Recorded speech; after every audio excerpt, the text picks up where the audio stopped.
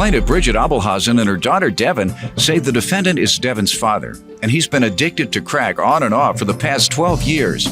Bridget claims the final straw was when the defendant took their daughter to a party and allowed her to drink. Bridget's suing him today because he stole her car and crashed it. Defendant Brian Edwards insists he's not a drug addict, and he denies ever allowing Devin to drink. Brian admits that he drove Bridget's car while intoxicated, but insists it was only because Bridget's heroin-addicted boyfriend was desperate to get a drug fix. Tell me what happened. In 1994, me and Mr. Edwards, we had a child together.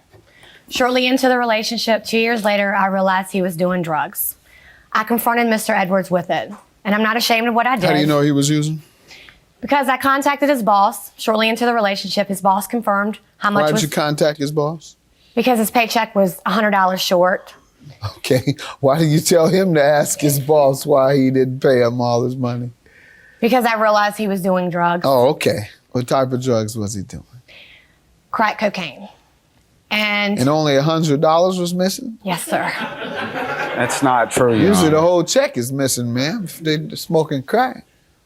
That's not true. Go ahead. Well, when I realized what he was doing and I confronted him, I'm not proud of what I did, but I physically attacked him when he was in the shower. I beat him with a baseball bat. And then shortly after, here I am, 12 years later. You beat the hit out of him. I did. The hit, that's the hit of the crack. The hit of crack. Yes, sir. All right. So here I am 12 years later, and I've tried to encourage him to be a positive influence on his daughter, a father Has he figure. changed to your knowledge? He has good days and bad days. When he drinks alcohol, he tends to make bad decisions. No. Do you know of him using crack? Not in the last 6 months. Let me hear. 6 months. Yes. So over those 12 years, he's still been smoking crack. Off and on. Let me hear from you, sir. First of all, Your Honor, what she's saying is just rumors that she had heard and figured it was never crack cocaine. Yes, I did. Do you know if your boss told her you were a crackhead? No, sir. He never did tell her that. He Kept never. it a secret? No, sir. No, sir. Absolutely not. And she, yes, I did drink. Yes, I did go out. I mean, she was very controlling. Would never, Drugs, sir, crack. No, sir. You never used crack? Yeah, I have. Yes, sir. But it was not on the occasion she's talking about, and it hasn't been recently. I'm not a drug addict, sir. All right. Go ahead. All right, well, we wouldn't be here now if she should be suing her present boyfriend, who is a heroin addict. That's why we're here, is because we were both doing work on her house. You and her current boyfriend?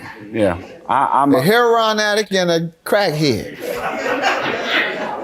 Man, you had 2 dope fiends working on your house and you didn't think you were gonna end up suing anybody. I was unaware of it. You didn't know your current boyfriend I was think on I heroin? tracked drug addicts. But I tried to help him 12 years later into the relationship. I tried to encourage him to be a part of her life, a positive influence. I even allowed him to live in my house. January of this year, he lived in my house. He had nowhere to go. And he decides he wants to take my 15-year-old daughter to a party and allow her to drink alcohol. That was the icing on the That cake. is absolutely not true, Bridget. Do you mind if I ask your daughter? Yes, you may. Young lady, would you like to speak on that? We were all at the party drinking. Everybody was drinking. Nobody really knew what was going on. And to tell you the truth, I don't even remember the night, to tell you the truth. I had people from the party tell me what was going on. Whose party was it? It was his girlfriend's daughter's. She was turning 16. And everyone was drinking, ma'am. Right, but it's reasonable that he would take her to a 16-year-old's party. I just got upset that he didn't be more responsible for her. I can see that. But you made it sound as if he took her for the purpose of getting drunk. All right, $5,000 for the car. Tell me what happened. February 25th, 2008, him and my ex-boyfriend were at the house that I was moving into. He was painting, and the ex-boyfriend was doing hard work for us. Right? Exactly. Well, I can see it now. The man had to paint.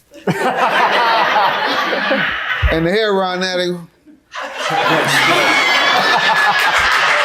I heard rumors. Go ahead. I was driving the ex's truck back and forth, moving boxes. Well, I decided around 5 o'clock to go home and make my kids dinner.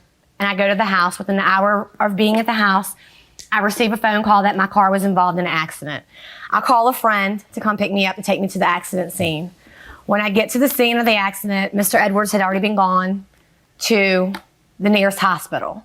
When I got there, I asked the police officer what happened. He got charged with a DUI and failure to obey a right-of-way. At this point, I asked the ex-boyfriend, what were you doing? And the officer told me that I needed to remain calm. The only thing around here was heroin and crack. So I sat in the car and I waited for the tow truck. 2 weeks later, I received a letter from Mr. Edwards stating that he was sorry for what he did. He wanted to get rehab. He wanted to get help. And that he was sorry for wrecking my truck and he would pay for all of my expenses. Okay. I have the value of the truck. I have the title. Let's see it, please. And Bridget claims he recently took Devin to a party and allowed her to get drunk. Sir, tell me. This is what happened, Your Honor. We were at her house working. Yes, I made a bad choice of drinking at the house. I was not using any drugs. Her boyfriend was dope sick. I've never used heroin in my life. So he was dope sick? Mm-hmm. Yes, sir. He was begging and pleading with me, please just give me a ride to go get my fix. She knew he was a heroin addict at the time. She had been confronting him several times over it. That's not true. I made a decision to give him the ride. I'd never been in the neighborhood we went to, which was like 45 minutes away from where we lived. He kept begging and we got to the area where he wanted to go. I was not familiar with the area. And I told him that I would take him there as long as he went back to his house, did his thing, and came back to Bridget's. I was not going to bring him back there the way he was. He was telling me he was going to die. I've never done heroin, didn't know the experience, but he did look like he was sick. And so instead of my daughter coming back to the house with him that way, I did make a choice to agree. But he said that it was okay. She left the keys there for us to drive. Not true either. And I did take him, and unfortunately, I made a decision to get behind the wheel while I was drinking. It was a bad. So why shouldn't you pay her? Because I feel he should be responsible for this. He was the, He one. drove? No, sir. Right. So why should he? If you drove the car without authorization and you wrecked it while driving drunk. I feel that if he wouldn't have been there begging me and pleading with me, that we would have never been. So in you that do everything situation. someone begs you? No, sir. Well then, why this time? Well, basically, it was so he wouldn't be at her house when my daughter got there the way he was. They were both there drinking. I was unaware of that.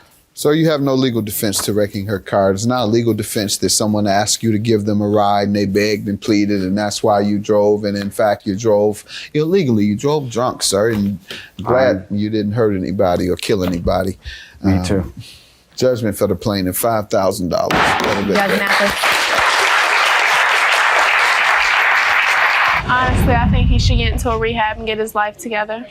I believe that her mom coerced her to say that to y'all. I really do. Absolutely not. We want you to make better choices so y'all can have a normal doing life. Good, Dad. You've been doing good for a while. It's just when you get to drinking, you don't need to screw drink. up. I think, honestly, you don't need to get in the rehab for drugs. You need to get in for drinking. I love you, baby, and we both know the truth. I know what your mom's doing here. I know. Absolutely not. She knows too. That's not true.